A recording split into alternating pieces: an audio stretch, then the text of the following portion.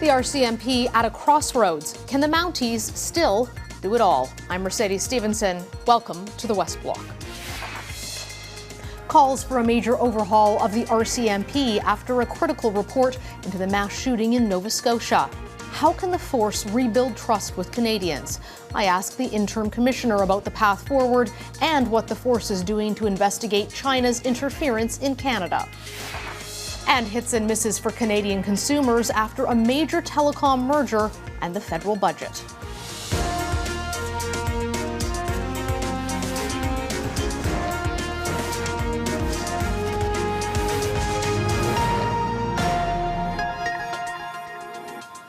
The Royal Canadian Mounted Police are a symbol of this country around the world, but the force's reputation and morale seem to have taken hit after hit in recent years. On Thursday, a blistering report was issued over the Mounties' performance in the worst mass shooting in Canadian history, where a gunman executed 22 innocent people in Nova Scotia. The report found the force failed in almost every way. Public Safety Minister Marco Mendicino says they will do better going forward. We are committed to making the changes that are necessary, not only to mend the trust between the police and the community here in Nova Scotia, but to ensure that this kind of tragedy never occurs again, and so that we can keep all Canadians safe. Mike Duheme is the interim RCMP commissioner, and he joins me now. Welcome to the program, Commissioner. Thank you for joining us. You're welcome, Mercedes. Glad to be here. I know you are out in Halifax, where there is a hurting community and in many ways a hurting police force with the members who I've spoken to there. This tragedy has affected many people, and many Canadians watching it are concerned about the future of the RCMP. What would you say to reassure them about the direction of the force? Thanks, Mercedes. We have 30,000 plus employees that come to work every single day, and the mandate that we have is to ensure the communities and the people of these communities are safe. And I've been here as a commissioner for the last 2 weeks, and I've met people here in Nova Scotia, and I eventually be going across Canada, and I'm always amazed of the dedication and professionalism of our members throughout the country. There are recommendations in this report that echo previous reports, and this is not the first time that the RCMP has had a truly tragic incident that has seen the loss of multiple lives. A lot of those reports and their recommendations don't seem to be implemented. Well, this won't be different. Well, I've committed to the families, to the survivors, to the victims' families, to our employees and the members, that I'm committed to go through the entire report, and we will be following up on every recommendation there is. We do have a team that will be dedicated to ensuring these recommendations are actioned, and the progress report will be published on an external website to which the people, the Canadians, Nova Scotians, can hold us accountable by looking at the progress that we've been making on these recommendations. Mind you, some recommendations will be under my authority within my mandate. Others, what we will be doing is looking at working with key partners, stakeholders, and making sure that we progress with the recommendations that are not necessarily directly under my mandate. Commissioner Duheme, a lot of folks say the RCMP just can't continue being everything to everyone. I mean, your force has to do everything from issuing traffic tickets to the emergency response teams you were on that deal with firearms complaints, to federal policing dealing with foreign interference, organized crime, drug trafficking, counterintelligence. The FBI in the U.S. is not out giving people traffic tickets. You have a limited number of people. Do you think that the force can continue to do contract policing, federal policing, municipal policing, and do them all well in light of what this report has revealed? Well, I think we always welcome the opportunity to review the structure that we have. Currently, the RCMP really has two specific mandates. One is a federal mandate, and the other one, as you can appreciate, is a contract mandate. And I understand there's some work being done currently just to look at the structure that we have in different provinces when it comes to our frontline policing work. Are you stretched too thin? I mean, I've talked to folks who are posted with the RCMP in Nova Scotia, and they talk about, and I've spoken to people here in O Division, Ontario as well, people being flown in constantly to try to backfill, that there's simply not enough people. And if there were to be another incident like what happened in Nova Scotia in 2020 again today, it's not clear that the response would be different. Are you confident that the force could handle something like that? I realize that the challenge with resourcing is not one that's new, and of late within the law enforcement community, there's there's less and less an appetite to join as a police officer. But what we're doing is we're using our current resources to make sure that they are mobilized and are looking at the immediate threat, or the prioritizing the work that needs to be done. And yes, as you mentioned, there are some files for which, when people have special skill sets, that we have to fly them in to assist on key files. For instance, I think about the visit of the President Joe Biden when he was here a couple of weeks ago. We had to fly in additional resources for that had a skill set. Yeah, and I understand that with the President's visit, but my understanding this is normal policing that the RCMP is already committed to, that there's not enough people for in Halifax. But I do want to change gears because I want to ask you a little bit about your previous portfolio. Just before you became commissioner, you were the deputy commissioner for federal policing. Federal policing also is a very, very broad mandate, but it includes things like foreign interference from China. That's something the RCMP has been talking about and public safety has been talking about lately. Can you give us some insight from your time in that job about what you saw from China in terms of interference in Canada and what the RCMP was doing about it? Well, the RCMP, when it comes under the federal policing, our national security program has the mandate to investigate any criminal activity when it falls into the foreign interference space, and we are actively engaged. We have several files that we're pursuing. We've had success in some files. I think of the file that we had in the province of Quebec, where there was an individual working for Hydro-Quebec. We were successful in laying charges against this individual, and we have other files that are moving forward that we will be successful in laying charges. I'm curious to hear more about those charges because we heard the testimony at committee that the RCMP had managed to basically shut down these police stations that were set up by Beijing here. There was a few of them, but it's not clear to me if people were actually arrested or charged in that. Can you tell us if that's the case? Yeah, I can say, Mercedes, that the investigation is ongoing, and I encourage the people in those areas, such as Toronto and as well as Vancouver, and the latest one in Montreal, to come forward with information. And we've reached out. We have our community engagement folks that are reaching out. We've provided a number in which they can contact us, and if in doubt, they can always contact their police jurisdiction, who will forward the information to the RCMP.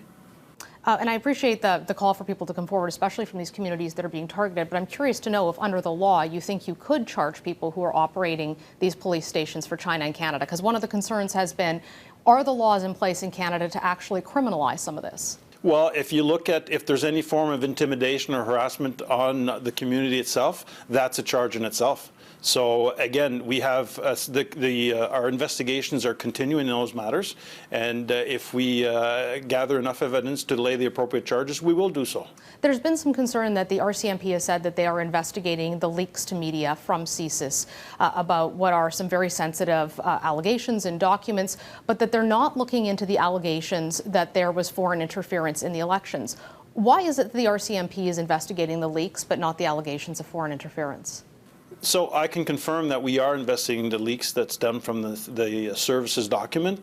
When I was before the Parliamentary Committee, I did mention that we did not receive any actionable intelligence. And what I mean by actionable intelligence is intelligence that can be used in a criminal investigation. And the intelligence that needs to be used in a criminal investigation must be submitted in a manner that it is disclosable before the courts when we lay charges. Do you feel that CSIS has potentially stood in the way of that? Because I know talking to police officers in the past, one of the tensions has been between what they can actually get CSIS to share with them in a way that law enforcement can act, because intelligence and evidence, as you say, are two very different things. I don't think it's a source of tension, but there's two different ways of operating, where the services are operating with the intelligence, and we need the intelligence to be actionable from a criminal perspective. But it's been like that for numerous years. There's been committees to look at how do we bring intelligence into evidence. That's ongoing, and that's been a sticking point for several years. But there's teams that have been working on it to see how we can change that. Do you think that the RCMP has been too slow to respond about concerns of Beijing operating in ways that are trying to influence Canada's democracy? Mercedes, we operate in the criminal sphere. I'm not quite sure what the other departments would have in intelligence. They would probably have intelligence that sometimes I would never even see. But where we're at, I only get it when it becomes in the criminal space. Would you like to see more laws on the books so that the RCMP would have more tools to actually be able to go after some of this? Because my understanding is that some of it's simply not criminal right now, so there's not much the police can really do. Well, when you ask any police officers if we can have more laws, if we can have additional legislation that would ensure that it would assist us as we move forward, but also ensure that there's a safety of the public and Canadians, I'd say yes, I'm favorable for that. I'm very supportive. Just quickly on gun control, how is the program going with trying to acquire the firearms that the government has now prohibited? Is the RCMP making any progress on that gun buyback program? There's still discussions with public safety on that. As you're aware, public safety has the policy piece on that, but we're working closely with them. One last question. I know you were in Haiti back in January. There's lots of discussion about Canada potentially having a mission going there. There's, from my sources, I'm hearing a high possibility it could be the RCMP because they're talking about potentially training police. Do you think the force has the capacity to do that? So we've been working very closely with the Haitian National Police. We actually have increased our footprint in the area just to make sure that we have that we have the line of communication with the director and ensure that we can assist in any which way we can currently with the number of resources we have there. Commissioner Duheme, thank you so much for joining us. I know it's tough when you're the interim guy, but we appreciate the answers and sharing your morning with our viewers. Thank you. Thank you very much, Mercedes. Have a good day. Up next, will a blockbuster merger between Rogers and Shaw lead to lower consumer prices? We'll dig into that and the big takeaways from the federal budget.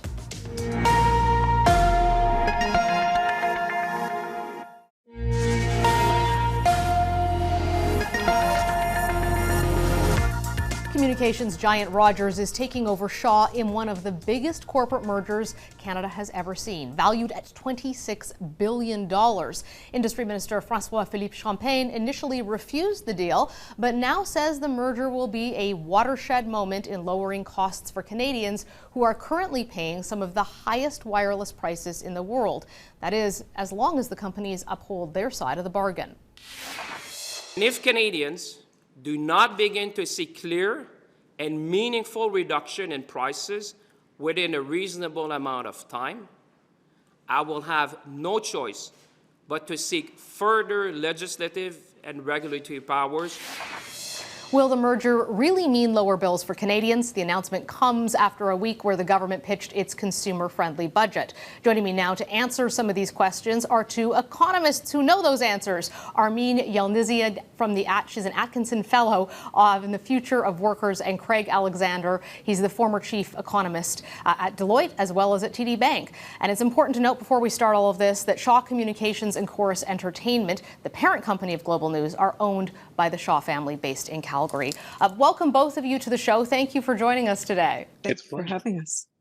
Armine, let's start with you. We are hearing from the government and from these companies that we shouldn't be concerned about less competition, that it will in fact mean lower prices because of the contingencies and requirements that have been built in, and punishments. There's sanctions here if Rogers does not follow through and other companies.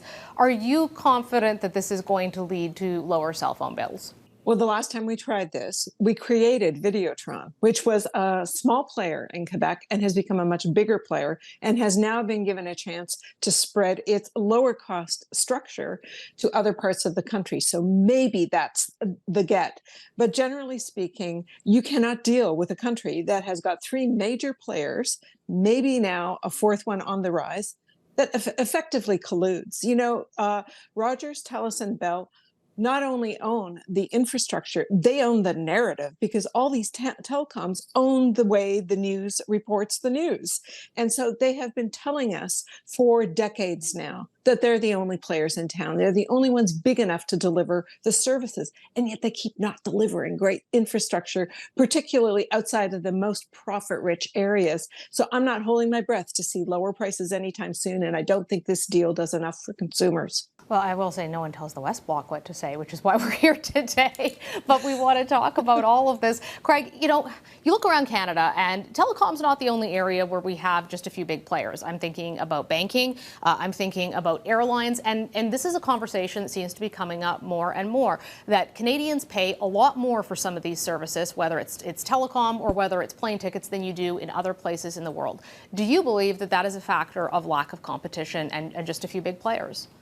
I think market concentration has contributed to higher prices for a lot of different goods and services that Canadians consume.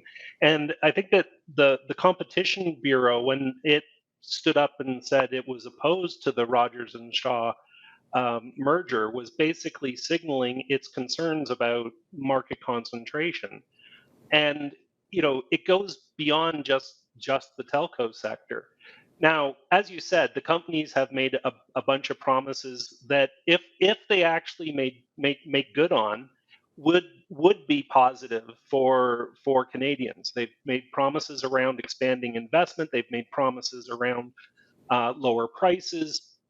But I have to say, a little like Armine, I'll believe it when I see it, because we've had a lot of mergers in this country where companies have made promises in terms of retaining jobs or expanding jobs or lowering prices or improving services. And the economic business history is filled with examples where companies haven't lived up to their side of the bargain, and then subsequent governments didn't hold them to task over the commitments they made. So I would say on paper, in terms of the message we're getting, it's a positive one. And if what is contracted materializes, then it's a good thing. But I think you want to have a little bit of skepticism here in terms of the delivery. So we'll wait and see. This was also a week, as we mentioned, where there was a budget that had a lot of little things that were clearly designed to deal with annoyances people have, but also some big spending, some big programs. Armine, when you look at the budget, what are your takeaways for hits and misses? Well, gigantic miss on EI reform, which every economist in this country will tell you is on the menu for some time over the course of the year. And weirdly, they had this kind of throwaway line, $5.4 million in a budget that adds $46 billion over the next few years. 5.4 million on an item called work sharing. And that might be the shape of the new recession, where employers in particular, are having so much trouble finding workers. They're not going to lay them off, but they will cut their hours. Now, the less hours of paid work plus higher costs is an affordability crisis already for millions of people, and bound to get worse. And there were crickets on that front. Instead, it's what Craig just said about, on paper, this looks like great news. And there was this cheery tone about the best of times are yet to come in the budget. But it's like, what about the times we are in? We just went through the worst scorcher of inflation in 40 years. And there's really a $2.5 billion measure of extra cash to help people out. Who are the poorest. The people that have incomes of less than $10,000 may get $234 to help deal with inflation. It was just such a bizarre budget because, as you said, Mercedes, there was a lot of talk about how we deal with junk fees for Ticketmaster, or for, how we deal with the aggravation we're facing at airports. Like, these are aggravations, they're inconveniences. They're not a matter of hunger or homelessness. And on the homelessness front, there was absolute deafening silence on what we're going to do about the affordability crisis of rising rents when we're pouring more and more people into the rental market. I thought these were two huge misses in this budget, and kind of inexplicable, given that they said they were holding their powder dry. Isn't this the time to use their powder? And on the powder, Craig, there were some big programs in there, but they were sort of saying at the same time this was almost an austerity budget by this government's history. But there's still questions about growth and about how they're going to pay for this. They did not decide to have taxes go up. The opposition's still not happy and saying that they should have cut taxes. Do you think the government achieved their goal of putting money into the economy without making inflation worse? And can they pay for the things that they're putting out there? So if you look at the size of the deficit that they are projecting going forward, they're not really adding materially to inflation relative to the path that we were already on. So, as Armine said, the money that's going to go to low-income Canadians, which they billed as a grocery rebate that had nothing to do with grocery. It was an extension of a doubling of the GST credit that covers everything. that measure is $2.5 billion. It's not going to cause inflation. It's not going to change the Bank of Canada's thinking about, the appropriate stance of interest rates. So, if you judge the budget on, is it not, is the government not contributing more to an inflation problem? The answer is, yeah, it achieves that. But then when you look at the budget in terms of the measures inside of it, it's really concentrated. It's interesting. Some people would refer to this as a big budget, and other people refer to it as a small budget, and it's a bit of both because it's got additional money for the healthcare sector, which we already knew about because the government had negotiated with the provinces, and it was big news when that was done. There was measures to address the fact that the United States is now providing massive subsidies to their green energy and green economy sectors. And so the government of Canada felt that it needed to step up and compete with America in that space. So they had to respond to that. And then there was the measure around dental care, particularly for Canadians that don't have it, like some seniors and for some kids. But outside of that, it was a long list of a lot of small measures, right? Which is what you were talking about. And when we look at the fiscal projection, the government has now changed its tune. It previously had said it would balance the books in 5 years. Well, they're not planning on balancing ever again. They're basically saying they're going to run deficits for the rest of time. And so one of the things I'm worried about is if we get into a recession, which I actually think has a relatively high probability in the near term, the government's fiscal situation is going to get worse. They're going to be forced to provide stimulus once again to support the economy. And the government's fiscal situation is going to deteriorate, significantly from where we are today. So this really wasn't a budget that I think was keeping the powder dry.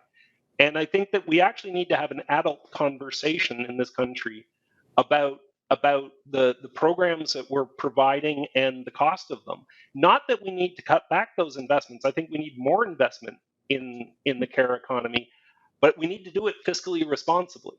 Okay. Well, we have to wrap it up there because we're out of time, but I'm sure we're going to be back with the state the economy's in and much more to come on how this budget rolls out. Thank you both so much for joining us today. My pleasure. Thanks for having us. Up next, uncharted territory in the United States as the former president, Donald Trump, faces arraignment in New York.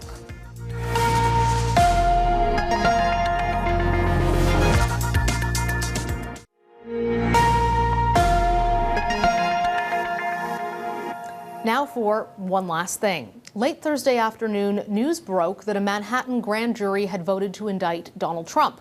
Trump will be the first former president in U.S. history to face criminal charges. He is expected to be arraigned on Tuesday. This will not be a case that is limited to the headlines or the justice system. The unprecedented moment in U.S. politics will have a profound effect on the 2024 presidential race and will test America's institutions. And as we all know, what happens in the United States has a ripple effect here in Canada for our politics, their polarization, and for our national debates. That's our show for today. Thanks for hanging out with us on the West Block, and we'll see you right here next Sunday.